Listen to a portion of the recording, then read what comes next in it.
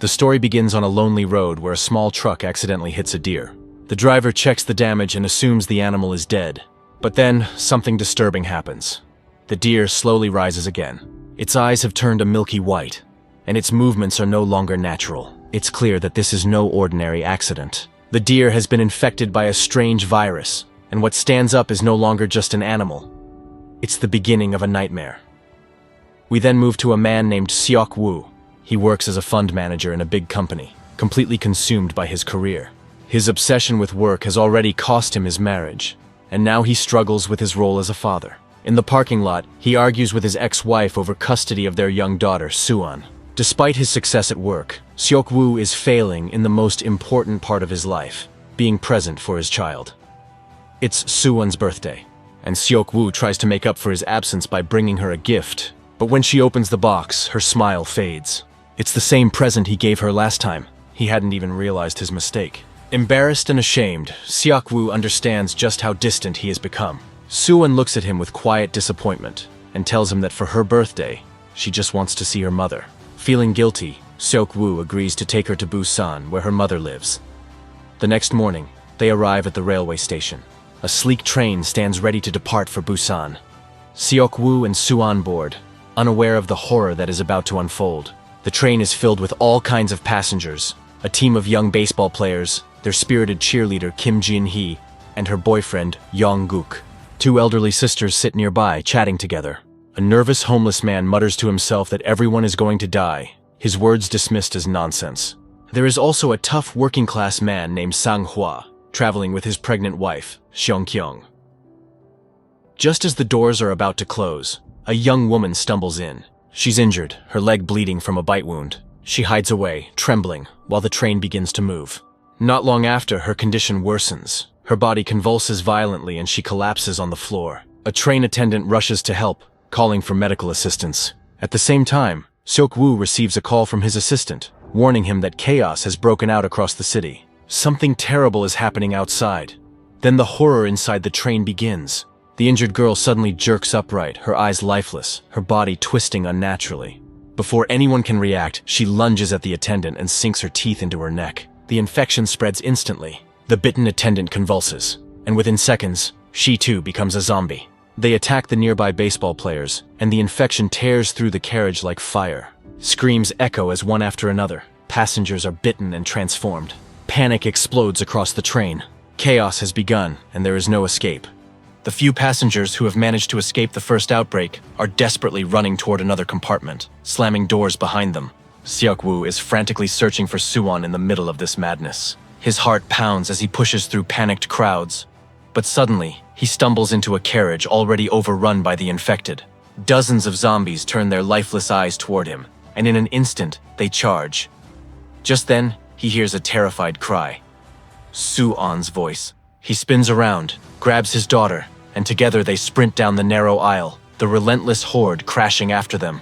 Seok-woo forces the doors shut just in time, stumbling into a compartment where the remaining survivors have taken shelter. For a brief moment, they are safe.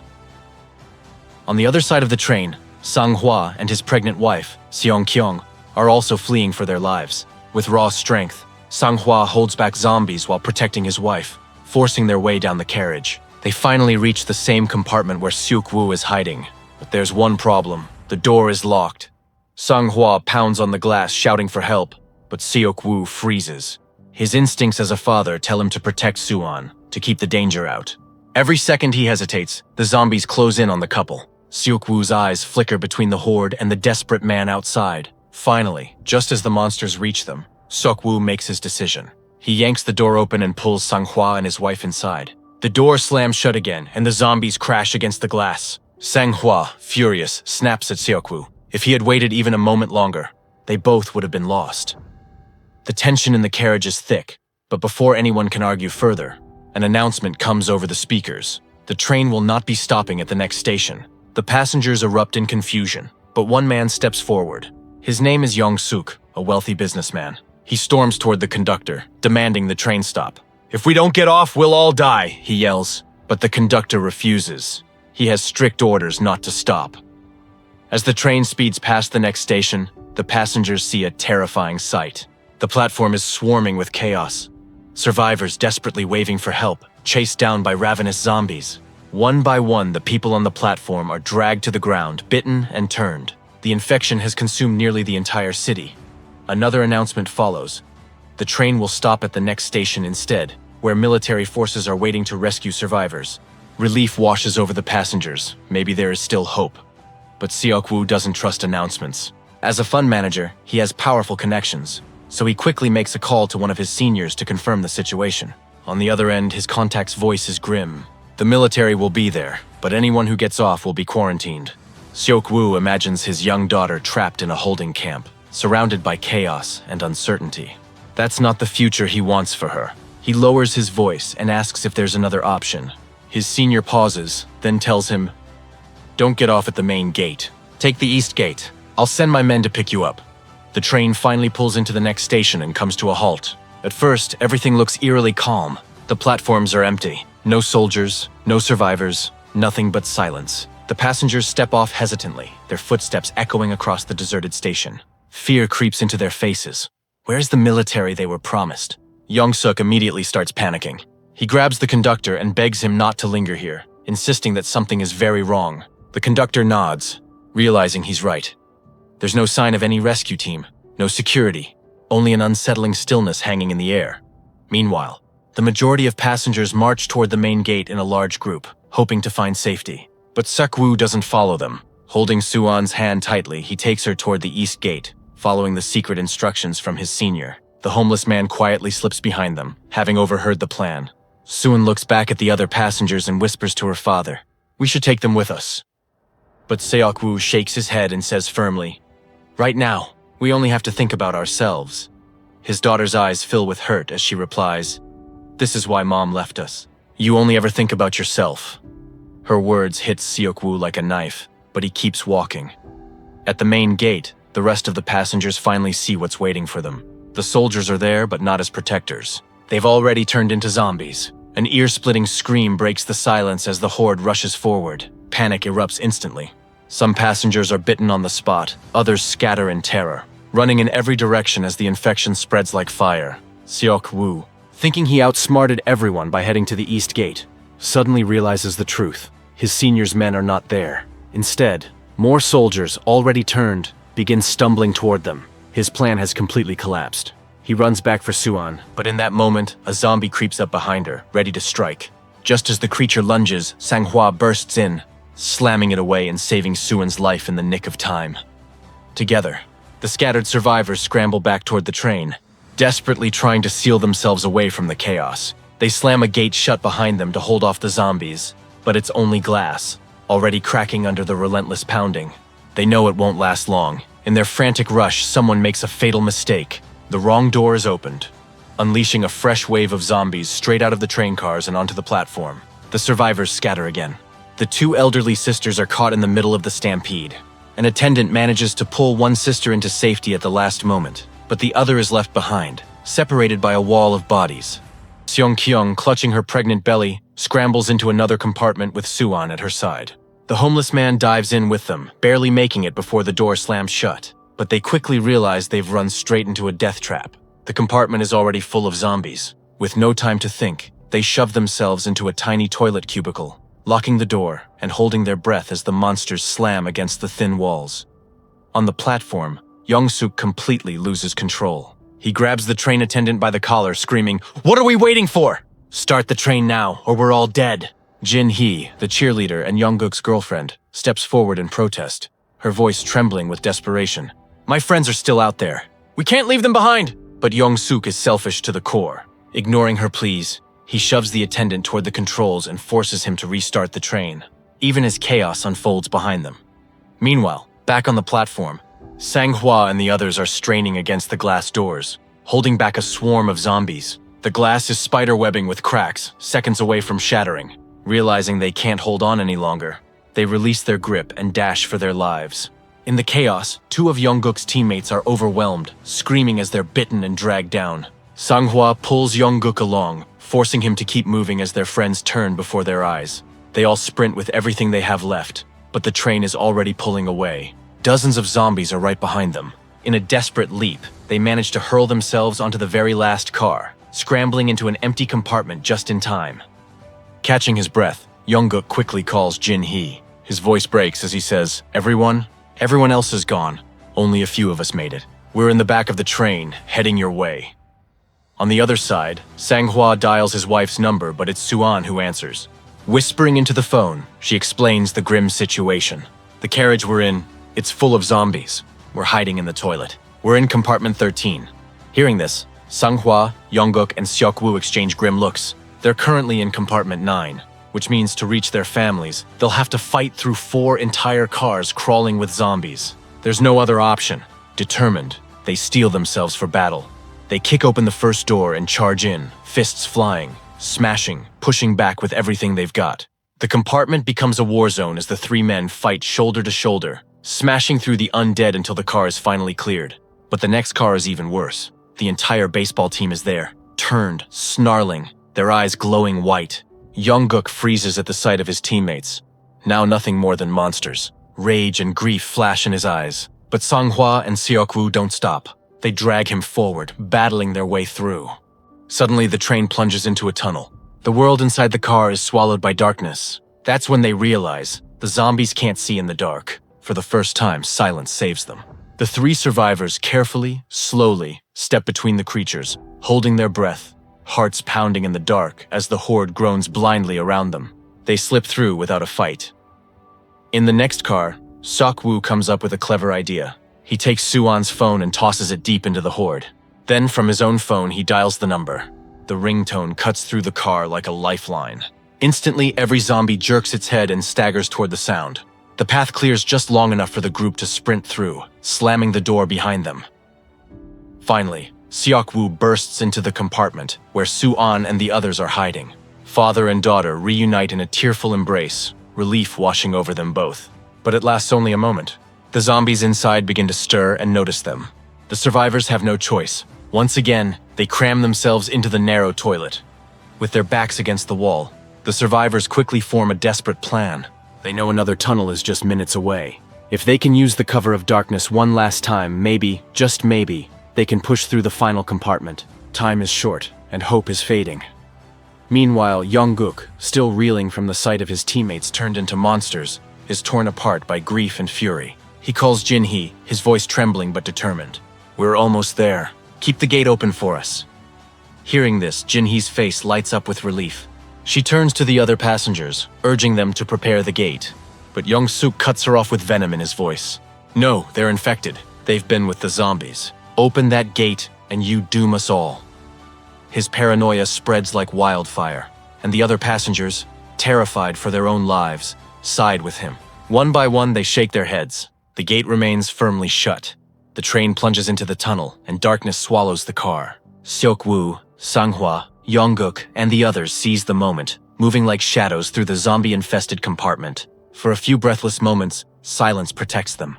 But just as they're within reach of the other side, the train bursts out of the tunnel. Harsh fluorescent light floods the car, and dozens of dead eyes snap toward them. The horde explodes into motion, surging at them from every angle. Seok-woo and Sang-hwa slam their bodies against the gate, straining to hold it closed as the zombies claw and bite at their backs. On the other side, Jungkook pounds against the locked door, his voice raw. "Open it! Please open it!" But Young-suk's cruelty wins out. No one moves to help. With sheer force, Jungkook pries the gate open just enough for the others to slip through.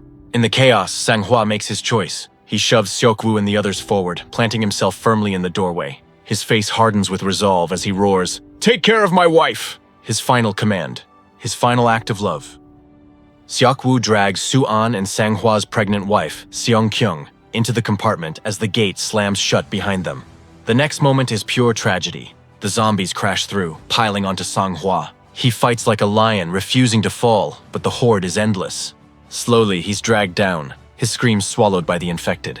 The group watches in horror as another one of the elderly sisters is also torn apart in the onslaught.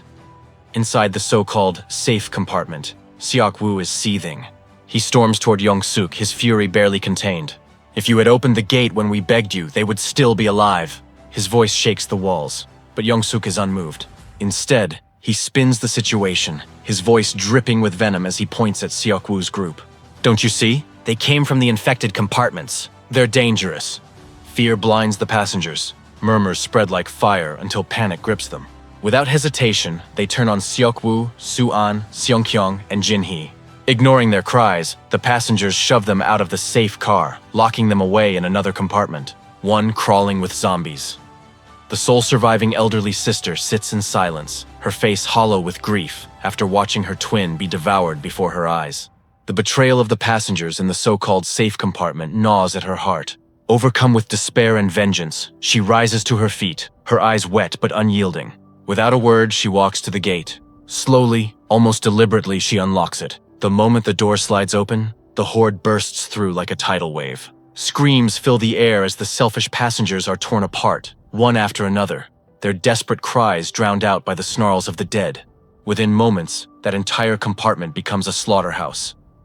The train screeches violently as brakes grind against the tracks. Sparks fly and the passengers are thrown from their seats. Up ahead, 2 derailed trains block the line, making further travel impossible. If anyone wants to survive, they'll need to find another engine to escape. Meanwhile, Young-suk reveals just how far his cowardice can go. Hiding inside a toilet with a train attendant, he trembles with fear. But when the door rattles and the undead begin to force their way in, he makes his choice. He shoves the attendant into the zombies, sacrificing him without a second thought, then bolts away, leaving the man's screams echoing behind. On the other side of the wreck, Young-guk and Jin-hee try to cross between carriages to reach safety. Just then, Young-suk stumbles into view again. Panic flashes across his face as the zombies close in. In one final act of selfish survival, he grabs Jin-hee and shoves her straight into the monster's path. She shrieks as the zombies swarm her. Young-guk screams her name, his eyes wide with disbelief and heartbreak. But instead of running, he does the unthinkable. He stays with her. As Jin-hee turns, her trembling hands reach for him. Tears in his eyes, Young-guk doesn't resist. She bites him, the couple now bound together forever. As zombies. Before the survivors can even process the loss, a new threat emerges. A flaming train, out of control, barrels down the tracks and crashes violently into their own. The earth shakes, metal twists, and carriages topple like toys. Seok-woo, Soo-an, and the pregnant Seong-kyung are thrown beneath a derailed carriage. When the dust settles, they find themselves trapped inside, surrounded by the snarling dead. Elsewhere, the conductor, battered but alive, manages to reach a working locomotive. Seeing Young-suk struggling nearby, he attempts to help. But Young-suk's selfishness knows no bounds. Without hesitation, he shoves the conductor straight into the waiting arms of the zombies, sacrificing yet another life to save his own skin. He then scrambles aboard the locomotive, panting heavily, his humanity long gone.